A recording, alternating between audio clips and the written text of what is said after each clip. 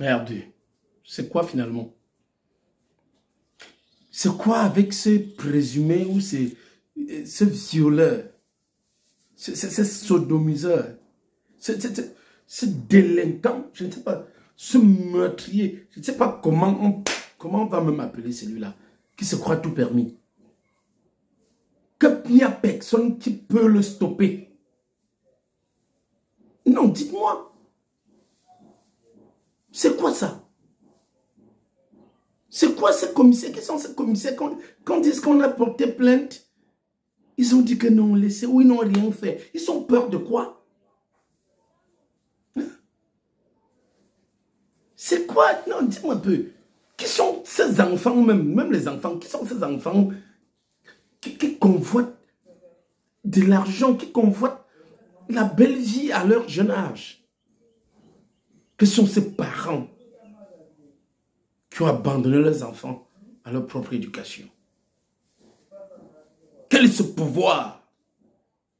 Qui sont ces dirigeants qui sont incapables de veiller sur le peuple? Hein? Quand j'entends aujourd'hui, on me dit que ce présumé violeur, ce sémeur de terreur, c'est-à-dire, je ne sais pas comment je vais le qualifier, c'est un danger dans la nature, qu'on le laisse encore, jusqu'à il a le temps de sortir, entrer. Avec tout ce qui se raconte là, on ne fait rien. Non les gars, c'est honteux. C'est honteux, mais jusqu'ici je dis, chacun de nous a sa part de responsabilité. Pour ceux qui restent bouche fermée là, sachez quand on va toucher une personne de votre famille, vous allez comprendre comment ça fait. Il faut qu'on dénonce, mais jusqu'à ce qu'on nous dise que on l'a arrêté. Et il ne suffit pas de l'arrêter parce qu'il n'est pas seul. Parce que les autres peuvent décider de le sacrifier. Il faut qu'on démantèle le réseau. Tous ceux qui sont derrière. Parce qu'arrêter une personne, ce n'est pas arrêter le circuit. Non. Il faut qu'on arrête le circuit. Quand je dis chacun sa part de responsabilité, je commence déjà par ceux qui nous dirigent. Parce que c'est les armes qu'eux-mêmes, ils ont chargées, qui vont se retourner contre eux. Ne vous dérangez même pas, parce que l'heure est en train de sonner. Ces armes vont se retourner vers vous, contre vous. Ça va changer d'épaule. Moi, j'avais dit aux gens, lorsqu'on a détruit le système éducatif d'un pays, on a détruit tout le pays, on a mis le pays à terre, et c'est ce qu'on a fait de ce pays. Depuis des années, les enseignants demandent les états généraux des enseignements. On refuse carrément. On demande un statut particulier pour les enseignants. On refuse parce qu'on sait que si on les donne, ils vont reprendre l'éducation qu'on avait autrefois. Je vais vous expliquer pourquoi. Parce que quand je dis tout ce que nous vivons là, les Bobda, c'est quoi là? C'est la fabrication du système. Ces enfants qui sont des victimes, c'est la destruction et l'appauvrissement, la destruction de notre système éducatif et l'abrutissement du peuple. Parce qu'on détruit le système éducatif pour abrutir. Qu'est-ce qui se passe? Vous allez vous rendre compte qu'autrefois, les temps étaient durs. Les parents sortaient comme ils sortent aujourd'hui, rentraient toujours tard quand même. Mais malgré tout, on savait qu'il y avait une personne qui pouvait assurer l'éducation de l'enfant, l'enseignant. Nous avions peur de nos enseignants à cette époque plus que nos parents. Nous avions peur de nos enseignants plus que nos parents. Parce que si quelqu'un a fréquenté dans les années 80, qui vient me dire le contraire, la morale, l'instruction civique qui préparait le jeune à devenir un citoyen demain. On avait peur de l'argent. On avait peur des grosses voitures. Aujourd'hui, à 16 ans, 14 ans, on les voit. Des gros téléphones, grosses voitures. Elles sont dedans. Parce qu'ils ont faim. Parce qu'ils ont faim. Vous voyez? Donc, le système éducatif est détruit. L'enseignant n'est plus là pour éduquer l'enfant. Quel enfant d'ailleurs qui ne peut même plus lever le fouet sur l'enfant? Moi, je suis en pitié des parents qui disent qu'on ne peut pas taper sur les enfants. Quand tu dis ça, alors que toi-même, tu n'as pas assez de temps pour éduquer ton propre enfant, l'enseignant qui passe plus de temps avec lui, tu veux l'empêcher de le faire. Bon, je veux aussi comprendre que les enseignants d'aujourd'hui aussi ne sont pas les enseignants d'hier. Il y en a qui sont là aujourd'hui parce qu'ils ont fait des concours par-ci, par-là, ils ont échoué, qui se retrouvent là. Ils sont plus là par vocation.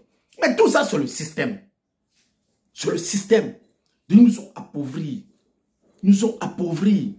Maintenant, qu'ils sont rendus compte que les parents ne sont pas là pour éduquer. L'école même n'est plus là pour éduquer. On laisse les enfants. Ils font de ces enfants leur proie. Et les enfants aussi. Arrêtez de convoiter. Arrêtez la convoitise.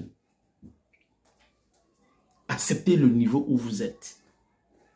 Acceptez ce que vous êtes. Laissez de miroiter ce que vous ne pouvez pas. Quand j'ai suivi le direct des Jumento, j'ai eu la chair de poule. J'ai eu la chair de poule, je vous assure. J'ai demandé où va ce pays. Entre-temps, les gens dorment chez eux. Ces dirigeants sont là, ça ne dit rien à personne. Ça va d'abord dire quoi? Quand on sait qu'on a une justice qui ne nous sert à rien, quand ils disent qu'il ne nous sert à rien, les gens vont dire que non, tu as la justice. Non. Non. On a plein d'innocents qui sont en prison. Si tu ne sais pas que tu veux toucher au pouvoir, on t'arrête, on te jette en prison rapidement parce qu'on sait que là, c'est le pouvoir. Mais les gens comme ça, c'est un virus qui est plus que... Voilà un monsieur qui est plus que... vous appelez quoi? Plus que le coronavirus. Mais depuis on en parle, ça ne dit rien à personne. Je me demande... Ces commissaires, ces commandants de brigade, que les enfants disent qu'ils ont pris leur plainte à les déposer, qu'ils ont dit que non, ils ne peuvent rien faire. Qui est-il ce monsieur? Alors que vous avez été formé pour ça. Vous avez prêté serment pour la sécurité des biens et des personnes.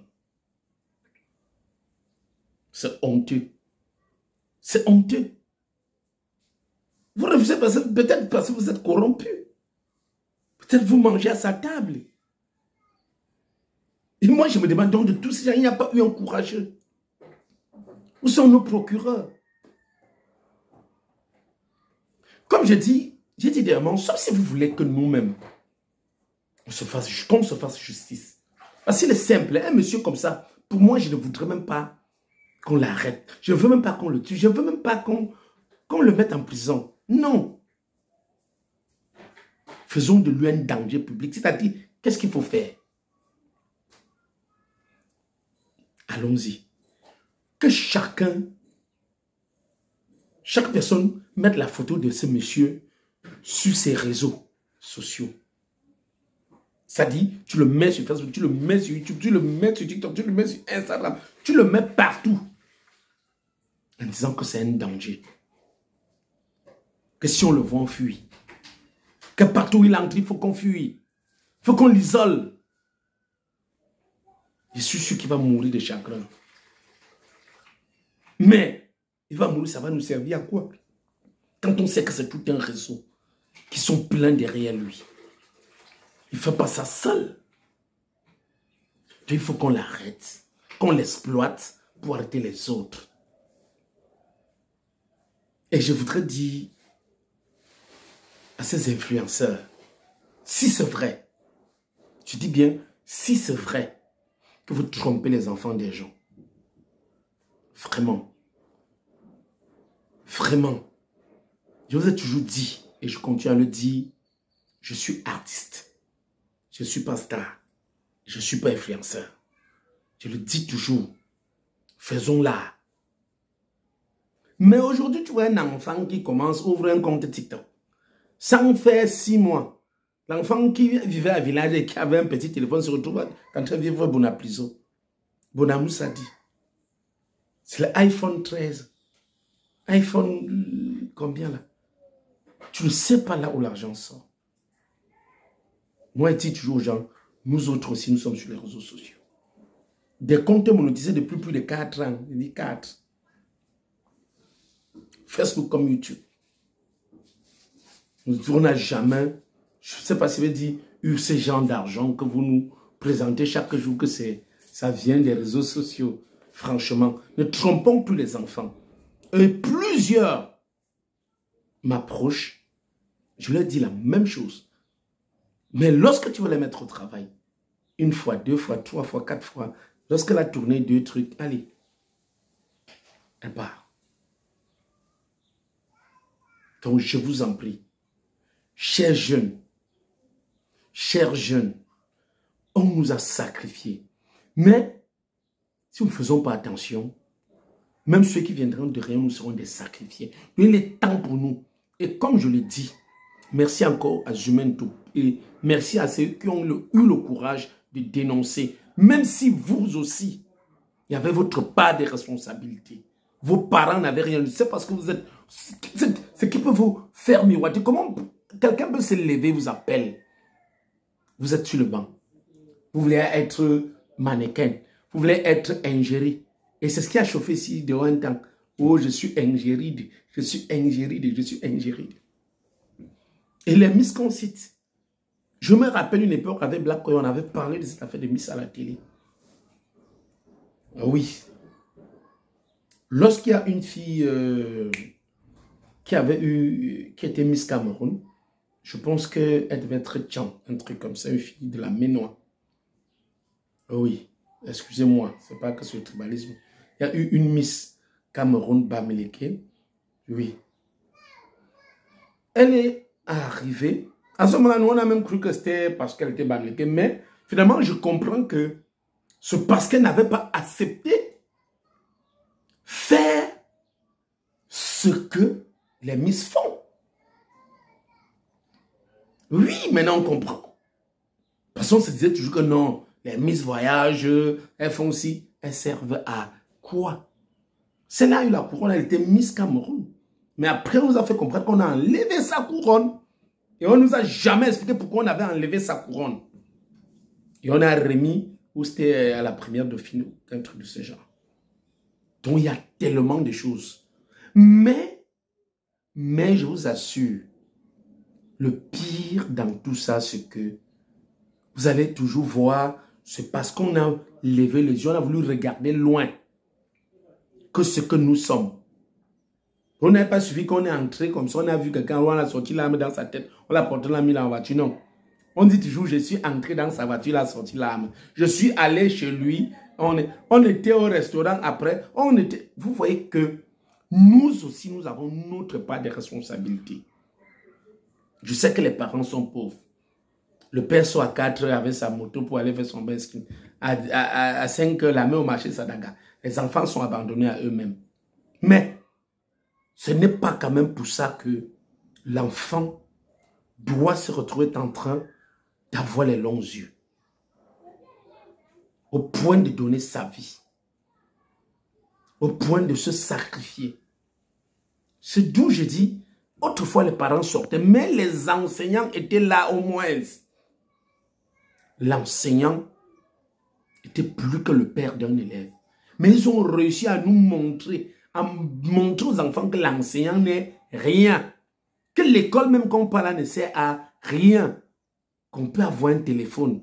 On peut se lever un matin, on devient influenceur, on devient riche. C'est ça que les enfants miroitent aujourd'hui. Oui, tu peux faire le cinéma 10 ans.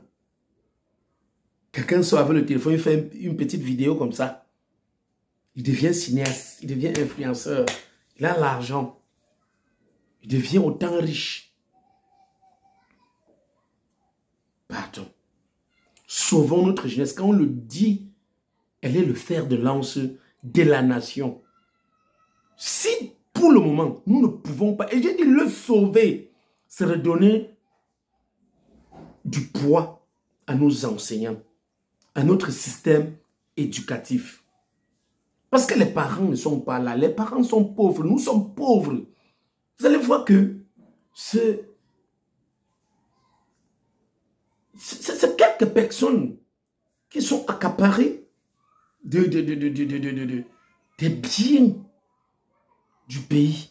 Et ces personnes mangent bien entre eux, Ils sont sauvagement riches. De l'autre côté, on a les gens qui sont pauvres de chez pauvres. Je dis bien pauvres de chez pauvres. Et c'est tous ces enfants des pauvres. C'est tous ces enfants qui n'ont pas reçu l'éducation. Pendant que nos enfants vont dans les écoles où on enseigne mal, où les enseignants doivent gréver, les enfants sont dans les bonnes écoles. Ils savent qu'après, ils vont aller en Europe fréquenter, revenir, les remplacer. Nous commander encore, ou encore commander nos enfants. Mais disons non à cela. Non à cela, je vous en prie. Parce que cette histoire, nous sommes en train de négliger et de perdre de vue parce qu'on est embrouillé avec la canne. Mais pour vous mentir, restons éveillés. Restons éveillés. Et comme j'ai dit, nous allons continuer jusqu'au jour où on va nous dire, comme vous voyez là, on a pris le monsieur là. Les enfants peuvent être un peu hors d'état, peuvent être loin du danger. Donc il est hors d'état de nuit. Et qu'on nous montre, on nous démantèle le réseau. N'ayez pas pitié. Même si c'est moi qu'on sait quelque part et que vous voulez me prendre, venez me prendre. N'ayons pas pitié parce que laisser les autres veut dire on laisse le réseau continuer. Rendez-vous demain. Prenez soin de vous. Restez éveillés et demandez à vos enfants de rester à la maison.